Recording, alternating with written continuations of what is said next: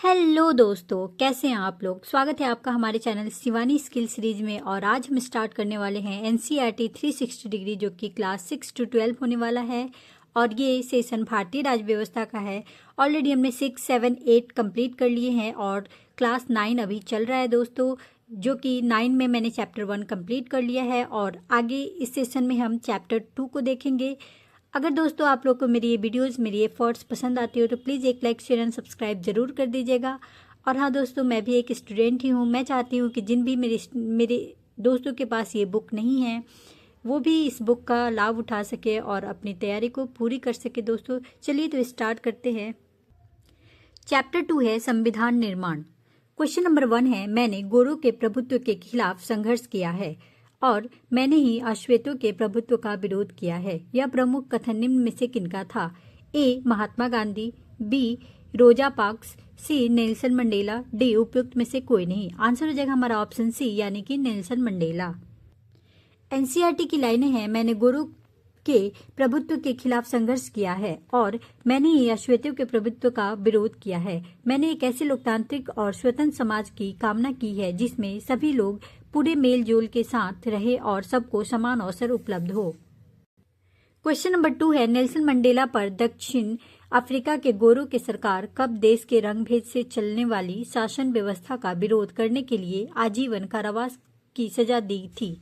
ए. 1960, B. 1965, सी. 1962, D. 1964। Answer हो जाएगा option D, यानी कि 1964। यह नेल्सन मंडेला का कथन है जिन पर दक्षिण अफ्रीका के गोरों की सरकार ने देशद्रोह का मुकदमा चलाया था।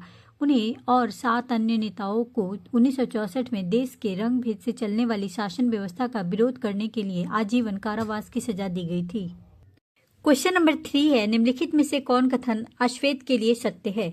ए. दक्षिण अफ्रीका के स्थानीय लोगों की चमड़ी का रंग काला होता, बी. रंग भेद की शासकीय नीति अश्वेतों के लिए खास तौर पे दमनकारी थी, सी. आबादी में उनका हिस्सा 3/4 है और उन्हें अश्वेत कहा जाता था, इन्हें वोट डालने का अधिकार भी नहीं था, डी. उपयुक्त में से सभी। आंसर हो जाएगा हमारा उपयुक्त में से सभी। एनसीईआरटी की लाइनें हैं, दक्षिण अफ्रीका के स्थानीय लोगों की चमड़ी का रंग काला होता है, आबादी में उनका हिस्सा 3/4 है और उन्हें अश्वेत कहा जाता था। श्वेत और अश्वेतों के अलावा वहां मिश्रित नस्लों जिन्हें रंगीन चमड़ी वाला कहा जाता था और भारत में गैर लोग भी थे। गोरे शासक गोरे के अलावा शेष सब छोटा व नीचा मानते थे, इन्हें वोट डालने का अधिकार भी नहीं था। रंग भेद की शासकीय नीति अश्वेतों के लिए खास तौर पे दमनकारी थी, उन्हें गोरों की बस्तियों में रहने बसने की इजाजत नहीं थी। क्वेश्चन नंबर 4 है, नेल्सन मंडेला के संदर्भ में निम्नलिखित में से कौन सा कथन सत्य है? 1. नेल्सन मंडेला को 30 वर्षों तक जेल में कैद रखा गया था। 2. नेल्सन मंडेला को दक्षिण अफ्रीका की सबसे भयावह जेल रोबेन द्वीप में रखा गया था।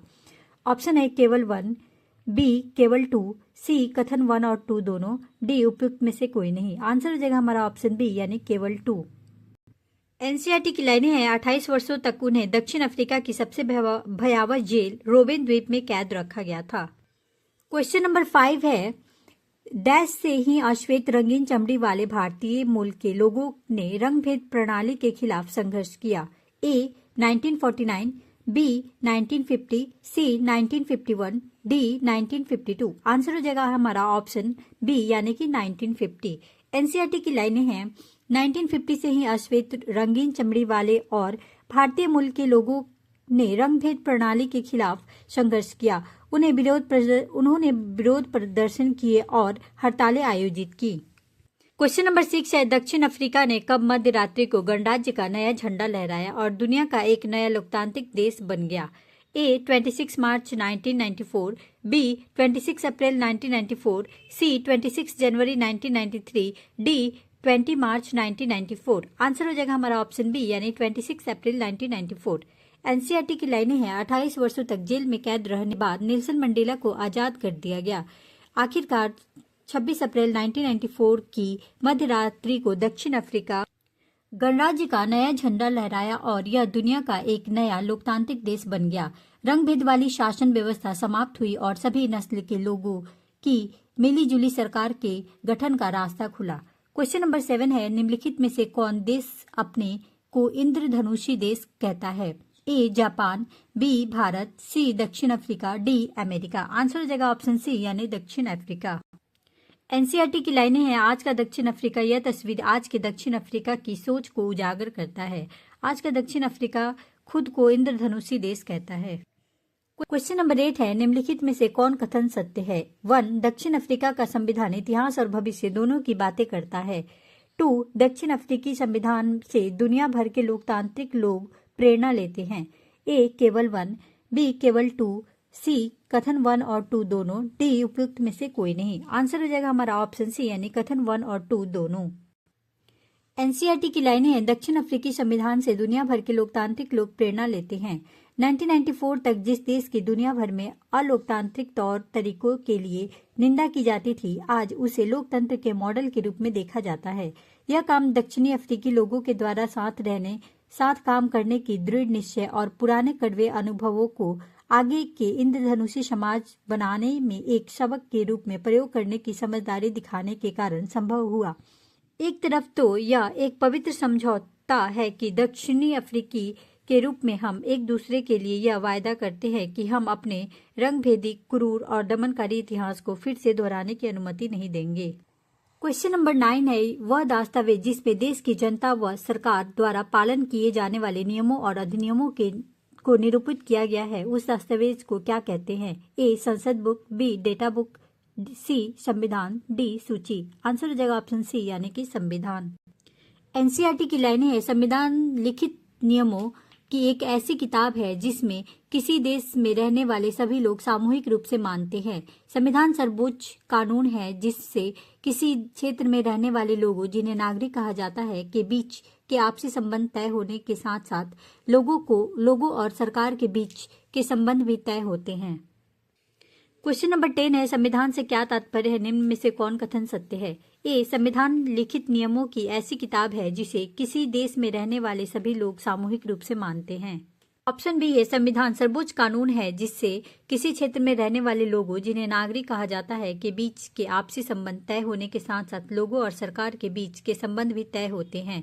सी उपयुक्त में से दोनों, डी उपयुक्त में से कोई नहीं। आंसर हो जाएगा हमारा ऑप्शन सी यानी कि उपयुक्त में से दोनों।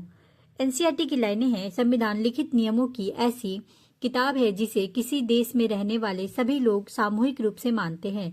संविधान सर्वोच्च कानून है जिससे किसी क्षेत्र में रहने वाले लोगों, जिन्हें नागरिक कहा जाता है, के बीच के आपसी संबंध तय होने के साथ साथ लोगों और सरकार के बीच संबंध भी तय होते हैं।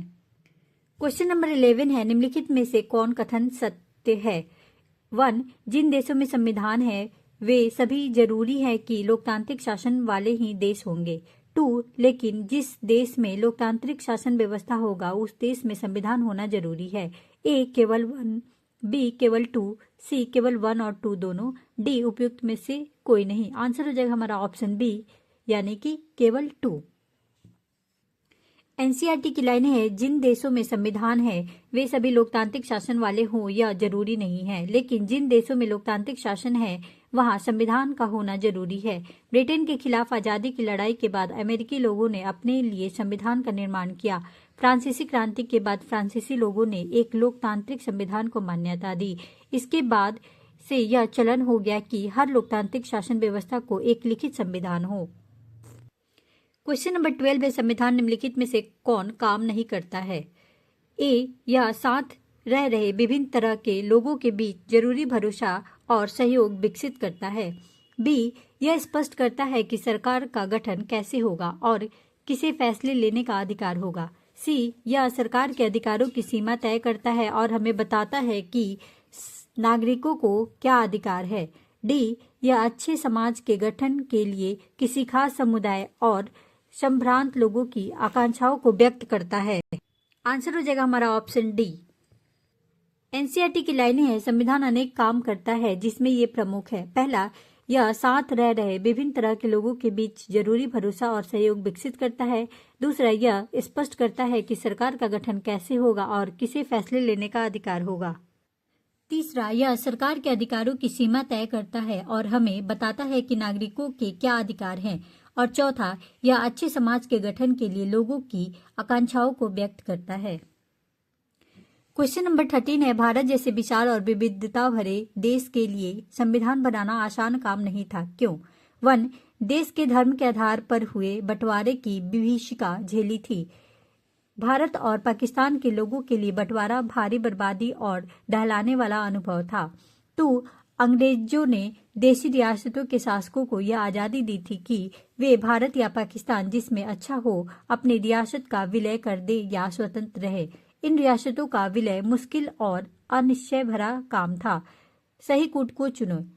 ए केवल 1, बी केवल 2, सी कथन 1 और 2 दोनों, डी उपयुक्त में से कोई नहीं। आंसर हो जाएगा हमारा ऑप्शन सी यानी 1 और 2 दोनों। एनसीईआरटी की लाइनें हैं, भारतीय संविधान का निर्माण दक्षिण अफ्रीका की ही तरह भारत का संविधान भी बहुत कठिन परिस्थितियों के बीच बना। भारत जैसे विशाल और विविधता भरे देश के लिए संविधान बनाना आसान काम नहीं था। भारत के लोग तब गुलामी की हैसियत से निकलकर नागरिक की हैसियत पाने जा रहे थे। देश ने धर्म के आधार पर हुए बंटवारों की विभीषिका झेली थी। भारत और पाकिस्तान के लोगों के लिए बंटवारा भारी बर्बादी और दहलाने वाला अनुभव था। विभाजन से जुड़ी हिस्सा में सीमा के दोनों तरफ कम से कम 10 लाख लोग मारे जा चुके थे। एक बड़ी समस्या और भी थी। अंग्रेजों ने देशी रियासतों के शासकों को यह आज़ादी दे दी थी कि वे भारत या पाकिस्तान जिसमें अच्छा हो अपनी रियासत का विलय कर दे या स्वतंत्र रहें। इन रियासतों का विलय मुश्किल और अनिश्चय भरा था। जब संविधान लिखा जा रहा था तो देश के भविष्य इतना सुरक्षित और चैन भरा नहीं लगता था जितना आज है। संविधान निर्माताओं को देश के वर्तमान और भविष्य की चिंता थी। क्वेश्चन नंबर 14 है, डैश में कराची में हुए भारतीय राष्ट्रीय कांग्रेस के अधिवेशन में एक प्रस्ताव में यह रूपरेखा रखी गई थी कि आजाद भारत का संविधान कैसा होगा। ए 1928, बी 1931, सी 1935, डी 1932। आंसर हो जाएगा हमारा ऑप्शन बी यानी 1931। एनसीईआरटी की लाइनें हैं, 1931 में कराची में हुए भारतीय राष्ट्रीय कांग्रेस के अधिवेशन में एक प्रस्ताव में यह रूपरेखा रखी गई थी कि आजाद भारत का संविधान कैसा होगा। क्वेश्चन नंबर 15 है, 1928 में ही डैश और कांग्रेस के 8 अन्य नेताओं ने भारत का एक संविधान लिखा था। ए मंगल सिंह, बी मोतीलाल नेहरू, सी राजेंद्र प्रसाद, डी तेज बहादुर सप्रू। आंसर हो जाएगा ऑप्शन बी यानी मोतीलाल नेहरू। 1928 में ही मोतीलाल नेहरू और कांग्रेस के 8 अन्य नेताओं ने भारत का एक संविधान लिखा था। क्वेश्चन नंबर 16 है, अबुल कलाम आजाद का जन्म निम्न में से किस देश में हुआ था। A Bharat, B Saudi Arab, C Pakistan, D Bangladesh. Answer हो जाएगा ऑप्शन बी यानी Saudi Arab. Abul Kalam Azad 1888 to 1958, जन्म सऊदी अरब, शिक्षाविद, लेखक और धर्मशास्त्रों के ज्ञाता, अरबी के विद्वान, कांग्रेसी नेता, राष्ट्रीय आंदोलन में अग्रणी भूमिका, मुस्लिम अलगाववादी राजनीति के विरोधी, बाद में पहले केंद्रीय मंत्रिमंडल में शिक्षा मंत्री। क्वेश्चन नंबर 17, निम्नलिखित में से कौन कथन सत्य है। ए टीटी कृष्णमाचार्य पूर्व वित्त मंत्री का जन्म केरल में हुआ था। बी राजेंद्र प्रसाद 4 बार कांग्रेस के अध्यक्ष नियुक्त हुए थे। सी जयपाल सिंह भारतीय हॉकी टीम के पहले कप्तान थे। डी एच.सी. मुखर्जी के बाद में तमिलनाडु का राज्यपाल भी बनाया गया था। आंसर हो जाएगा ऑप्शन सी यानी जयपाल सिंह भारतीय हॉकी टीम के कप्तान थे। टीटी कृष्णमाचारी 1899 टू 1974, जन्म तमिलनाडु, प्रारूप कमेटी के सदस्य, उद्यमी और कांग्रेसी नेता, बाद में केंद्रीय मंत्रिमंडल के वित्त मंत्री। राजेंद्र प्रसाद 1884 टू 1963, जन्म बिहार, संविधान सभा के अध्यक्ष, वकील और चंपारण सत्याग्रह के प्रमुख भागीदार, 3 बार कांग्रेस अध्यक्ष, बाद में भारत के प्रथम राष्ट्रपति। जयपाल सिंह 1903 टू 1970, जन्म झारखंड, खिलाड़ी और शिक्षाविद, भारतीय हॉकी टीम के पहले कप्तान, आदिवासी महासभा के संस्थापक अध्यक्ष, बाद में झारखंड पार्टी के संस्थापक। एमसी सुखानी 1887 टू 1966, जन्म बंगाल, संविधान सभा के उपाध्यक्ष, प्रसिद्ध लेखक और शिक्षाविद, कांग्रेसी नेता, ऑल इंडिया बंगाल विधानसभा के सदस्य, बाद में बंगाल के राज्यपाल। क्वेश्चन नंबर 18 है, निम्नलिखित में से कौन केंद्रीय समाज कल्याण बोर्ड की संस्थापक अध्यक्ष थी। ए जी Durgabai Deshmukh, B Aruna Asaf Ali, C Annie Besant, D Sarojini Naidu. Answer हो जाएगा हमारा ऑप्शन ए यानी जी दुर्गाबाई देशमुख। जी दुर्गाबाई देशमुख 1919 से 1981। जन्म आंध्र प्रदेश। वकील और महिला मुक्ति कार्यकर्ता, आंध्र महिला सभा की संस्थापक, कांग्रेस की सक्रिय नेता, बाद में केंद्रीय समाज कल्याण बोर्ड की संस्थापक अध्यक्ष। क्वेश्चन नंबर 19 है, चुने गए जनप्रतिनिधियों की जो सभा संविधान नामक विशाल दस्तावेज को लिखने का काम करती है उसे डैश कहते हैं। ए संसद सभा, बी संविधान सभा, सी आम सभा, डी उपयुक्त में से कोई नहीं। आंसर हो जाएगा हमारा ऑप्शन बी यानी कि संविधान सभा। चुने गए जनप्रतिनिधियों की जो सभा संविधान नामक विशाल दस्तावेज को लिखने का काम करती है उसे संविधान सभा कहते हैं। क्वेश्चन नंबर 20 है, निम्नलिखित में से कौन कथन सत्य है। 1. भारतीय संविधान सभा के लिए मई 1946 ईस्वी चुनाव हुए थे। 2. संविधान सभा की पहली बैठक दिसंबर 1946 को हुई थी। 3. इसके तत्काल बाद ही देश दो हिस्सों में बट गई, भारत और संविधान सभा और पाकिस्तान की संविधान सभा। सही कूट को चुने। ए केवल 1 और 2 दोनों, बी केवल 2 और 3 दोनों, सी केवल 1 और 3 दोनों, डी उपयुक्त में से सभी। आंसर हो जाएगा हमारा ऑप्शन बी यानी केवल 2 और 3 दोनों। एनसीईआरटी की लाइनें हैं, भारतीय संविधान सभा के लिए जुलाई 1946 में चुनाव हुए थे। संविधान सभा की पहली बैठक दिसंबर 1946 में हुई थी। इसके तत्काल बाद देश दो हिस्सों में, भारत और पाकिस्तान में बट गया। संविधान सभा की 2 हिस्से में बट गई, भारत की संविधान सभा और पाकिस्तान की संविधान सभा। क्वेश्चन नंबर 21 है, भारतीय संविधान लिखने वाला सभा में निम्नलिखित में से कितने सदस्य थे। ए 298, बी 295, सी 300, डी 299। आंसर हो जाएगा हमारा ऑप्शन डी यानी 299। एनसीईआरटी की लाइनें हैं, भारतीय संविधान लिखने वाली सभा में 299 सदस्य थे। क्वेश्चन नंबर 22 है, निम्नलिखित में कौन कथन असत्य है। 1. भारतीय संविधान लिखने वाली सभा ने 26 दिसंबर 1949 को अपना काम पूरा कर लिया। 2. संविधान 26 जनवरी 1950 को लागू हुआ। इसी दिन की याद में हर साल 26 जनवरी को गणतंत्र दिवस मनाते हैं। सही कूट को चुने। ए केवल 1, बी केवल 2, सी कथन 1 और 2 दोनों, डी उपयुक्त में से कोई नहीं। आंसर हो जाएगा हमारा ऑप्शन ए यानी केवल 1।